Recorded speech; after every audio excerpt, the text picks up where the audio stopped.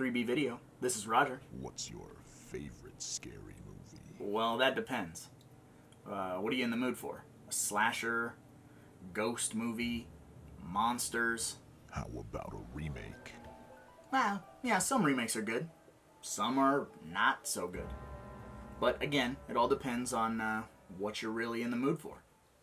Do you have The Town That Dreaded Sundown's remake? Well, that one's technically not a remake. It's more of a pseudo-sequel thing, but we actually don't have that in stock. Someone just rented that the other day. It should be back tomorrow, I think. I don't think so. Maybe we should play a little game. You get the question right, and you can have the movie. Get it wrong, and it's mine forever. All right, you're on. How do I even know that you have the movie? Turn on the front porch light. Call your bluff.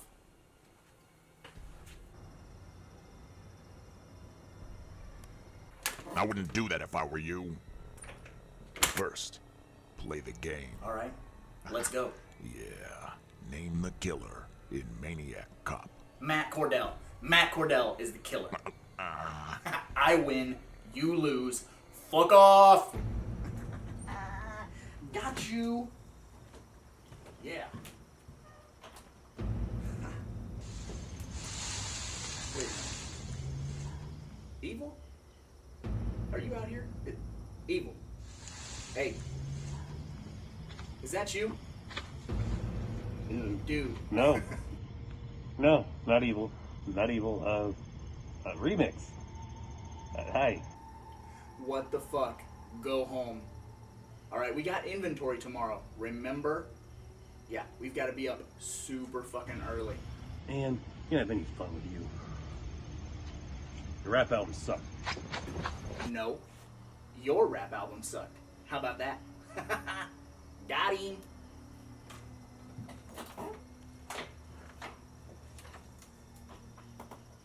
Hello, internet fans, and welcome to 3B Video. I'm your host, Rotten Roger DeMarco, and today, because our Patreon 80s Slasher suggested that we talk about this movie, we're going to talk about Alfonso Gomez Rejon's 2014 film, The Town That Dreaded Sundown. Fuck yes. For those of you who haven't seen it, here is your plot synopsis. This movie takes place 65 years after the real-life events and the movie that followed it, where the Phantom Killer roamed Texarkana and killed off a bunch of people. This is a meta movie that acknowledges that the movie, Town That Dreaded Sundown, is just a movie based on a real event that happened, and this is capitalizing on the real event that happened. It's not as muddy as I'm making it sound, but it's awesome. Is it because the killer was it's a real killer. It's a real killer now because the killer in the movie was a real killer, but the movie was a movie. Yes, got it. Okay, here we go. But before we get into my overall thoughts of the film, first, let's take a look at Ryan Rogers! Splatter facts. We have 13 dead bodies. We have 2 titties. We have shower crying, hotel sexing, ankle snapping, a paranoia montage, and the obligatory "I'm in charge of this investigation." The methods of death include, but are not limited to, decapitated off-screen, fucking off-screen, stabbed, gunshot, trumpet knifed, shot in the eye, and scarecrowed. Alright, so now on to my overall thoughts of this movie. Guys, this is a really well-made pseudo-sequel thing. It's tough for me to categorize. Very similar to Blair Witch, how the events of the second film acknowledge that the first film was just a film, even though the film that's just a film was based on real things. I feel like this movie provides an excellent statement about what movies based on true events do to the communities where those true events took place. Something that I know all too well about because I was born and raised in Villisca, Iowa, which is home to one of the most notorious unsolved murders in recent history, which also makes the town a tourist attraction. So there is a constant influx of people coming to see this place where there was a heinous crime and the tragedy of the victims and all of this stuff. And it becomes a cash cow for a small town. And I feel like this movie does a great job of sort of capturing that. You have the town divided. You have the people who are all for the fact that this makes the town money. And then you have the people who sort of, it shouldn't be exposed or talked about. And then there's this weird feeling throughout the whole town. It sort of feels like everyone has blood on their hands type of thing, where everyone sort of feels like you can't trust them, or that they may know more than they're letting on, or that they may be involved somehow, some way. It's done so well. But this is a Blumhouse film that takes this slasher formula, sort of elevates it above the majority of this decade's slashers, for sure.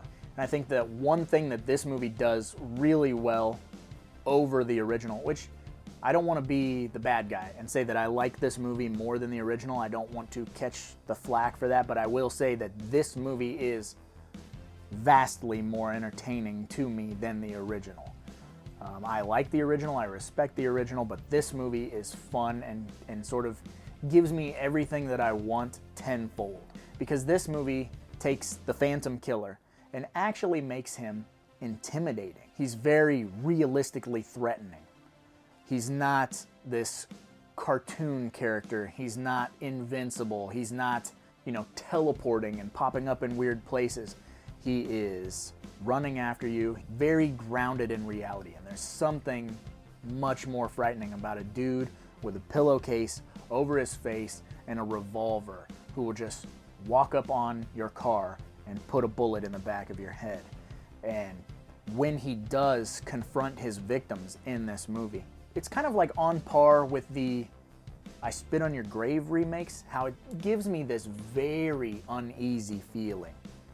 You can't help but watch this movie and you feel sorry for the victims. You feel some sort of empathy towards their characters, even though you're only introduced to these characters who get picked off briefly. Their performances and the performance of the Phantom Killer has such a weight to it that it makes the stakes a little bit higher, if that makes any sense. You know what I'm trying to say is that you don't want these young kids, you don't want these people to die at the hands of this killer. You want them to get away, even if they're secondary characters. That is testament to how well made of a film this really is.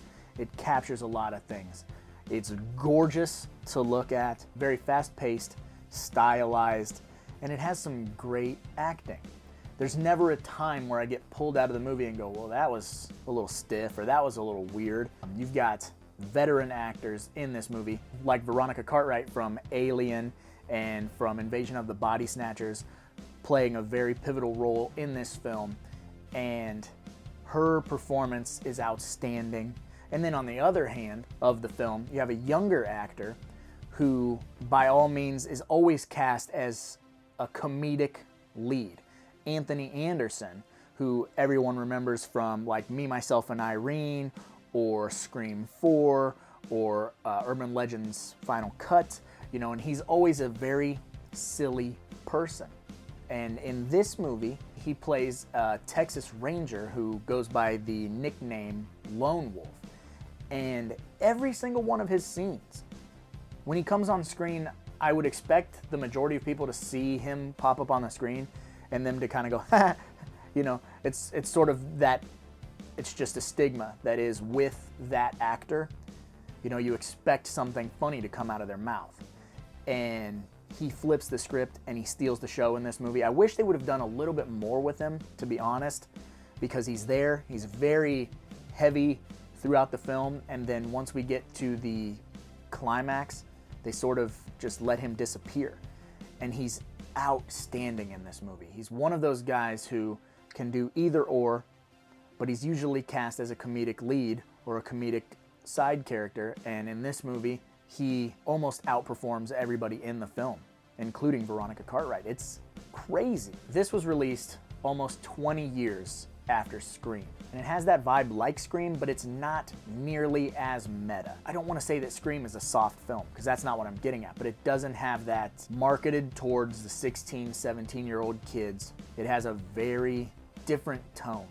It's darker. It doesn't rely very heavily on comedy or being self-referential. It's in its own world. It's its own thing. And one thing about it is, for a fun slasher movie, and I say fun in quotations because it has a very heavy atmosphere to it. It's very dark and foreboding and upsetting at times. And then there's a couple of things towards the end of the film, which I will not spoil for anyone if you have not seen this movie, but sort of take it out of that darker tone and that darker slasher film. And they try to wrap it up in a Scream-like bow when it's not a Scream clone by any means. So in my personal opinion, this movie is 100% popcorn as fuck, because it takes the original film, acknowledges that the original film exists, but takes the formula and gives it that mid-2000s twist. Gives it this very sharp color palette, gives it expert cinematography, and gives us a stack of bodies with an intimidating killer. And it's fantastic. And I can't recommend this movie enough. So if I have swayed you, click the link in the description and get a copy of The Town That Dreaded Sundown for you today. But I suppose I should probably get going, because after all, there's a lot of movies out there and somebody's got to watch them. So why not me, right? And thanks again to the 80s Slasher for doing the Patreon tier, where you can tell me what film to review. He picked a movie that I absolutely love, so this was easy on me. You, on the other hand, can pick any movie. It does not have to be a horror film. If you join our Patreon, you can go through and look at the tier levels and select one that's right for you. But if you want to torture me or torture Evil, you can recommend that we review or do a commentary for any film. Any film. And we will purchase the film if we don't own it, and we will review it and or do a commentary for it for you. So if you want to be a twisted jigsaw trap laying motherfucker, you can make me review something that is god awful. Or you could be a sweetheart like the 80s Slasher and say, hey, talk about this.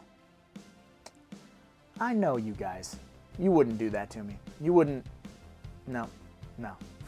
You wouldn't do that to your old Uncle Roger now, would you?